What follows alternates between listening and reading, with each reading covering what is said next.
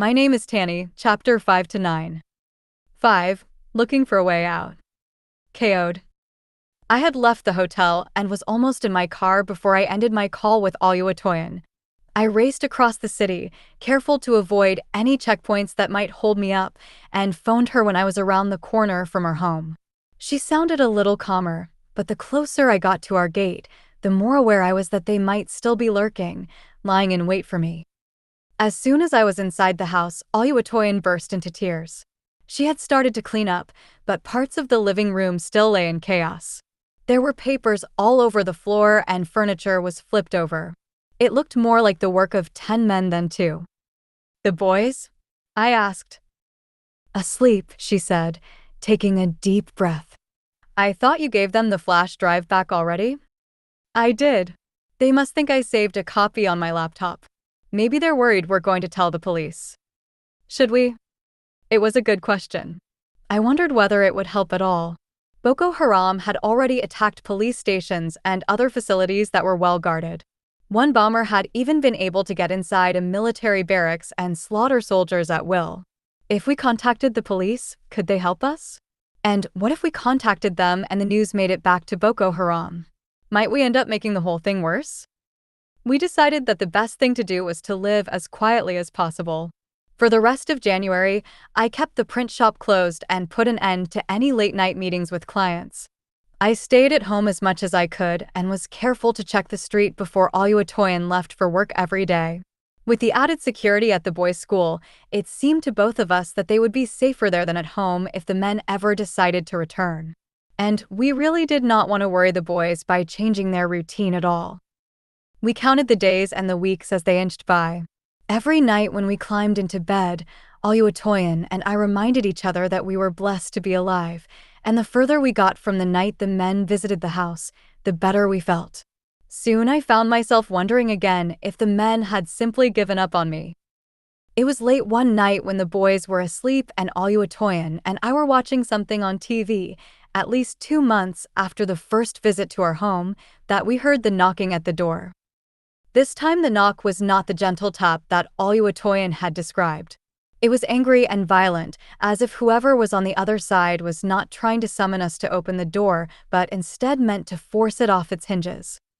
Aloud froze, staring at the door. "Go to the boys' room," I said. "I will deal with them." She looked at me. She opened her mouth to speak, but no words came. "Go," I said. "It is me that they want. Let me face them. You go back there and pray." The banging grew louder. Aloud hurried toward the back of the house, and I watched her ease open the boys' door and slip inside. The banging carried on just as before. I knew the door was strong in a wealthy neighborhood like ours. Every home made security its priority, but the banging was so loud that I wondered how long it would hold. I stood in front of the door. I did not know what I could do, but I knew that I needed to be there, to put myself between the 2 men and Aloud and the boys. The banging paused. In the silence, I thought I could hear Aloud's prayers. Then the shouting began. The same 2 voices that I'd heard in my print shop. The same 2 who had been here before. "We know you're in there. Come outside. We're going to take you." The banging on the front door resumed, even louder this time. I dropped to my knees and prayed. I begged God not to make my wife a widow. I pleaded with him not to let the men in. I prayed for the door to have supernatural strength. And I prayed that the men would leave. The shouting and the banging continued. Minutes passed and still I knelt on the floor in front of the door.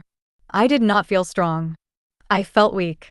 I had no power to hold them back, and I tensed myself in anticipation that at any second the door would burst open, the cold night air would rush in, and they would drag me out.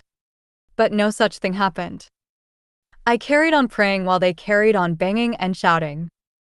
And then, after a quarter hour, they stopped. As quickly as it had begun, the banging ceased. I edged to the door and tried to work out if they were trying to trick me. Nothing. I waited, then edged to the window. There was no sign of them. Just the sound of Aloud praying in the back. The decision to leave our home and move away from the city was not a difficult one to make. After a few visits from the same men of Boko Haram, I had no doubt that they would return at some point in the future. And, even though we had discussed going to the police each time, neither I nor Oluwatoyin felt at all confident that they would be able to protect us. Leaving Abuja was our only option. Our main concern was finding a way to leave that would not worry the boys. But when spring break was less than a week away, we made a plan. We would make the day-long drive southwest and stay in Akure, a tolerant, liberal city an hour south of my hometown, Ado-Ekiti. It had a reputation for being safe and peaceful. Not as great a place to build a business as was Abuja, but a good place to hide from jihadis. Nobody would know us there, and we could either keep a low profile and stay away from everyone or make some day trips to spend time with family living nearby. One of my closest friends found us a single-story home with a tall fence that we could rent for a few months, and we moved in. We agreed that if we liked it enough, we could gradually move our life down to Akure. We could find a good school for the boys, I could arrange for the printing equipment to be sent down and set up a new business, and Oluwatoyin might even be able to get a transfer to one of the local branches of the bank she worked for. And for the first few days, everything went well.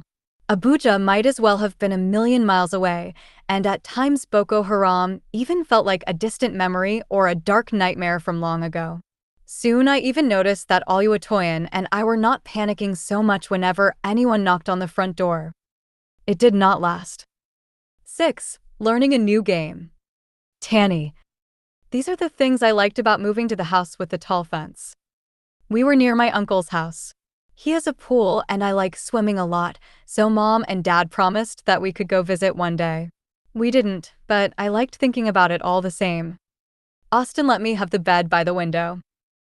Mom did lots of cooking, and Austin and I got to help. Mom and Dad were on vacation with us too. It wasn't like Mom never took a vacation, her job at the bank was good like that, and let her take time off when we were not at school. But Dad never took vacations with us. He was always really busy with his work. So when we were in the house with the tall fence and we were all together as a family all the time, it was so good. With none of our friends around to play soccer with, Austin had to pass to me more. These are the things I did not like about the house with the tall fence. I missed my friends. Because we weren't at school and didn't know the neighborhood, we didn't get to play outside a lot. Even though you get to kick the ball a lot more, soccer with two people isn't much fun. After we had read every book that Mom had brought with us and explored all the places where we could make camp, I got bored. I do not like being bored. The thing that I kind of liked and kind of did not like about the house with the tall fence was chess. One day Austin and I were both bored and Austin said something like, "Hey, I've got a great game we can play. It's called chess." And I said something like, "What's that?" He told me to go and ask Mom for some paper and scissors, and when I gave them to him, he started cutting up all these little square pieces of paper about as big as my pinky nail. Then he got a bigger piece of paper and drew lots of lines on it. He told me to color some of the squares in, and I tried really hard to stay in the lines, but that's not easy. When half the squares were colored in, Austin said it was ready and that we could play chess. He showed me how to place my little pieces of paper on the squares, and we took turns moving them one space forward at a time. It was kind of interesting, kind of not interesting. Mom came in and asked what we were doing. Austin said that we were playing chess and that he had seen two of his teachers play it before. Mom said that she thought there should be more than one kind of piece on the board. She left and we carried on playing. I liked the way we took turns and that when it was my turn to go, I could stop and think and decide what to do. I didn't have to ask Austin to let me make my move. I could just make it. We played for a long time until Austin said the game was over. I didn't know if I'd won or not. 7. Prayer for a miracle. Oluwatoyin. Apart from Keod's friend who found us the house to rent, we had told nobody about our move down south. To preserve their safety, even our family did not know that we were staying nearby. It was difficult to be so close, but deliberately cut ourselves off from the people we loved so much. Yet the pace of life was much slower in Akure than back in Abuja, and Kaode and I both appreciated the way the silence settled throughout the house, especially when the boys were reading or playing the combination game of chess and checkers that they had made themselves.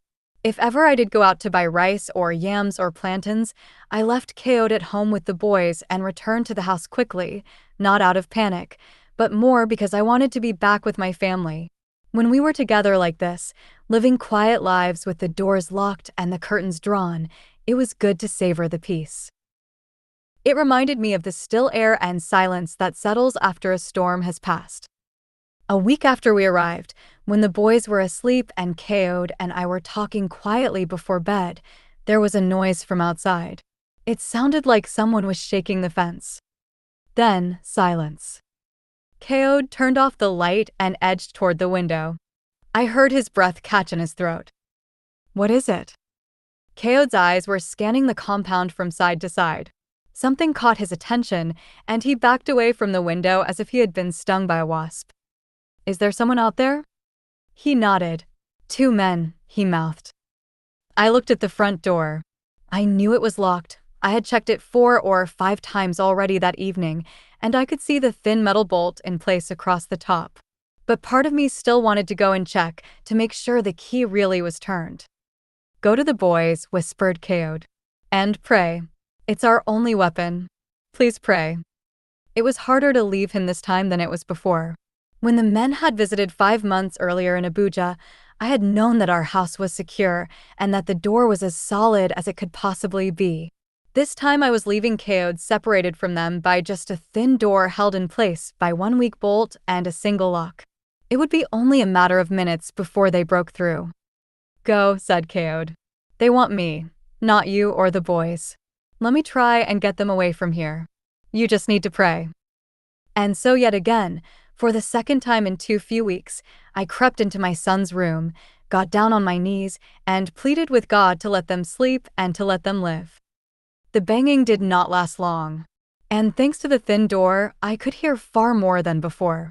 This time, only one of them did the talking. I wondered if it was the same one who had waved the gun at me.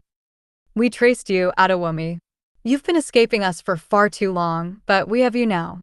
We know you are inside, and we know that today you will go to heaven." The banging resumed. Back in Abuja, it had been a steady bang of a fist or a shoulder to the door. A strong, steady rhythm. But not now. Now it was a frantic scramble, a wild barrage of fists and feet and shoulders raging at the thin wood. I could hear Kaode's prayers beneath the chaos. I could hear mine too.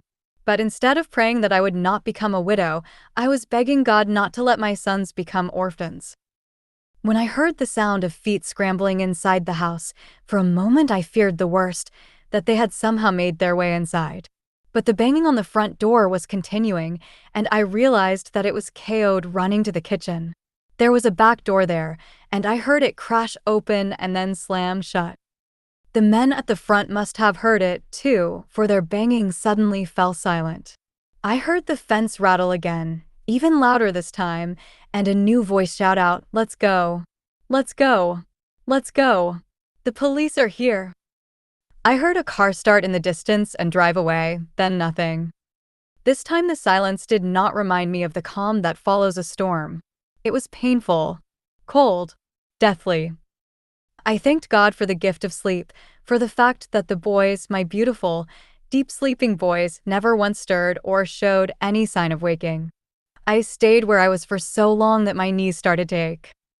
And then, when I knew I had to leave the room and find out what was on the other side of the bedroom door, I started to move.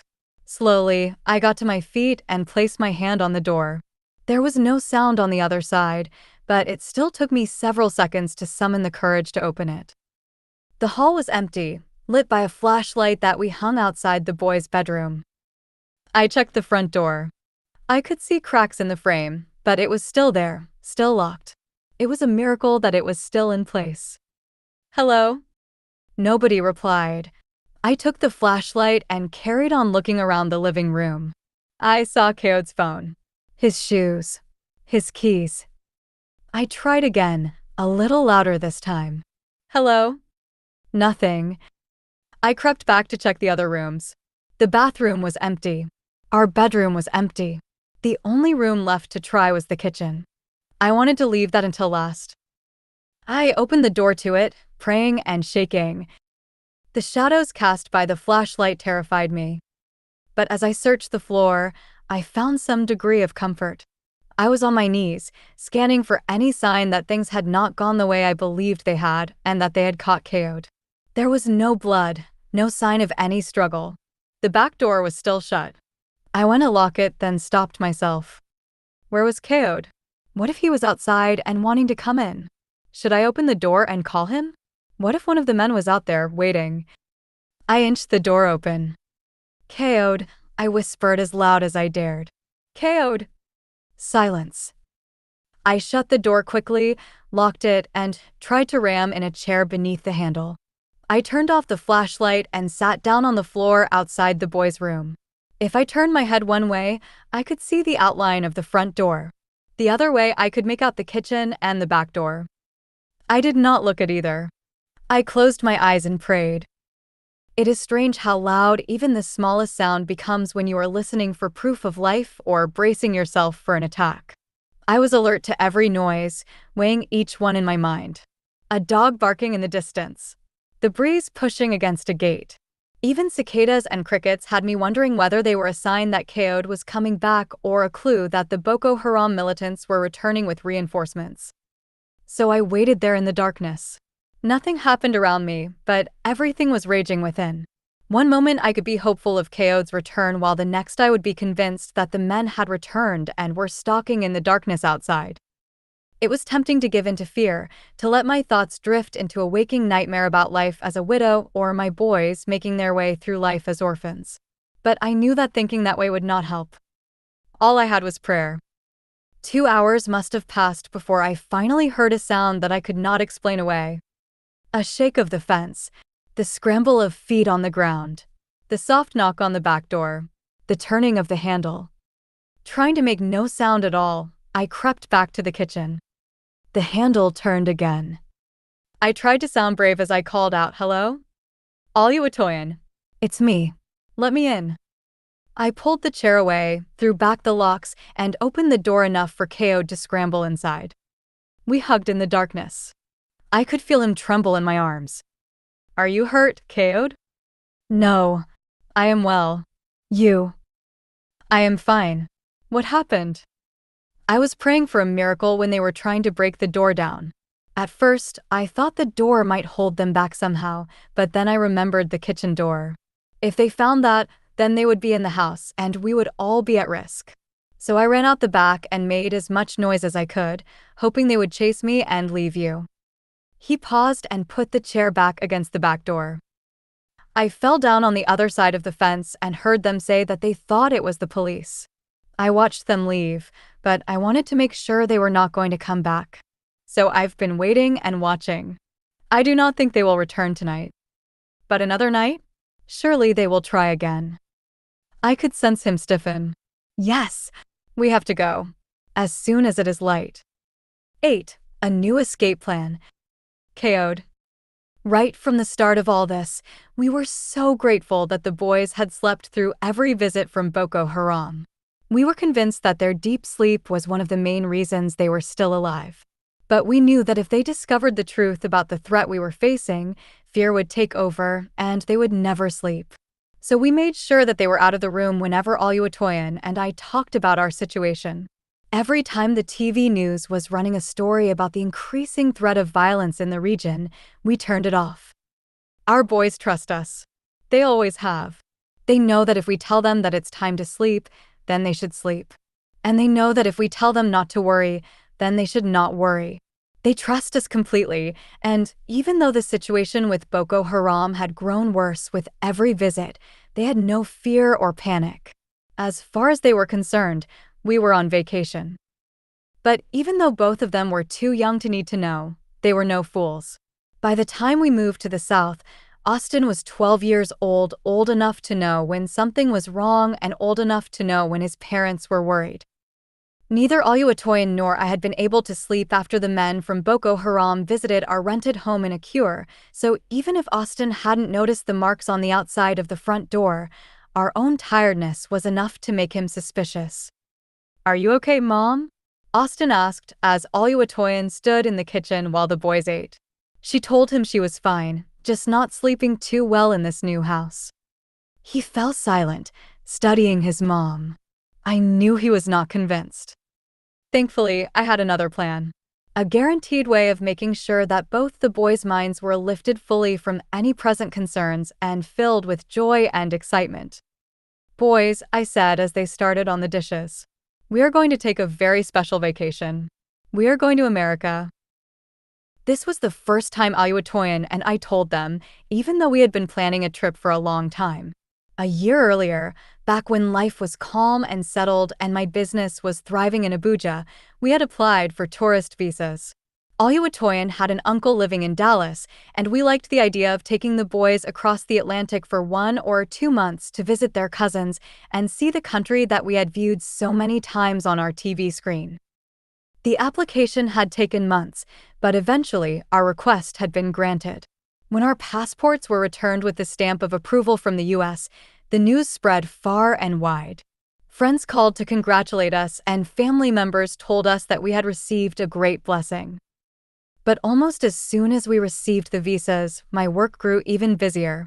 Months passed, the orders increased, and the machines were rarely ever silent. The idea that I might be able to take several weeks off and leave the business in someone else's hands appeared less and less likely. And then Boko Haram showed up. By the time we packed our car and headed down to Akure, there really was no print business for me anymore. I had closed the doors soon after the very first visit. We were living off our investments, slowly waking up to the fact that the life we once knew had been torn away from us. The US visas were an even bigger blessing than we had first thought. 9. Thousands of miles and an ocean away. Oluwatoyin. The moment Kaode told the boys about the trip, their eyes popped and their jaws dropped. They both whispered the word as if it were magic. "America? Wow. What does it look like?" "You'll see," he said. "We will stay with your cousins in Dallas. You won't even be able to count how many times you will say, 'Wow,' because of all the sights you will see in that country." I love seeing Kaode when he is excited like this. His eyes grow wide, his voice booms, and his face breaks out in the biggest smile you have ever seen. It is infectious, and within an hour, once Tani had run through the top 50 of his most urgent questions. We had 2 boys who were so excited that they did not question why we packed up our things that very morning and drove to stay with a friend nearer to the airport. It took 2 weeks before we could fly. We were busy with the task of buying tickets and gifts for our family in Dallas, and the boys were constantly chattering between themselves about the great adventure that lay ahead. Most of the time, Kaode and I were swept up with their excitement, but as we made our preparations, I could tell that the same fears that were haunting me were troubling him too. One afternoon, as we stood in our friend's house, watching our boys play with their friends in the courtyard, I stood beside him and asked the question that had been eating away at me for months. "How do you think they found us?" I had been trying to figure it out ever since the men's first visit to our home 6 months earlier. I had been over it so many times, running through long lists of possible people who might have told them where we were. But while it was easy for them to find us back in Abuja, we had told only one person in Akure about our move, the friend who had found us the house. He was a Christian, a lifelong friend, and he was as close as family. There was no way that he would have betrayed us. The only idea I could think of was the car. Could someone have spotted us driving down here? Do you think we were followed? Kaode shook his head. These people kill soldiers. They kill government ministers. They bomb churches that are protected with guards. They know how to get information and track people down. We may never know how they found us, and even if we did, what good would it do? We stood in silence. I wondered if Kaode was thinking the same thoughts as me. If they found us at the first house in Akure, how long before they find us here at the second? And if they tracked us so far south, can they also track us across the ocean? Will we even be safe in America? I tried to shake these thoughts from my mind. I knew they would do me no good. When I looked at Kaode, there were tears on his cheeks. "When you know your life is in danger, it is so difficult to keep going," he said. "I know that I will not be lucky all the time. All I have to protect me is God. I held his hand in mine. And he will protect you and all of us, just like he has already. Kaod looked at me. What I saw in his eyes brought tears to my own. He started to speak, but struggled to find the words. Eventually, they came. All that matters to me is keeping you and the boy safe. I cannot do that here anymore. I wiped my face and smiled. Don't talk like that. America understands about keeping terrorists out. It is a safe place, a good place. As soon as we get there, we will be safe, and all of this will be thousands of miles and one large ocean away. By the time we have spent a year in Dallas, all of this will have died down. We will be able to think about returning home. And if we don't, it will be because another door has opened for us there. Kaod smiled and nodded, but I knew his thoughts were somewhere else.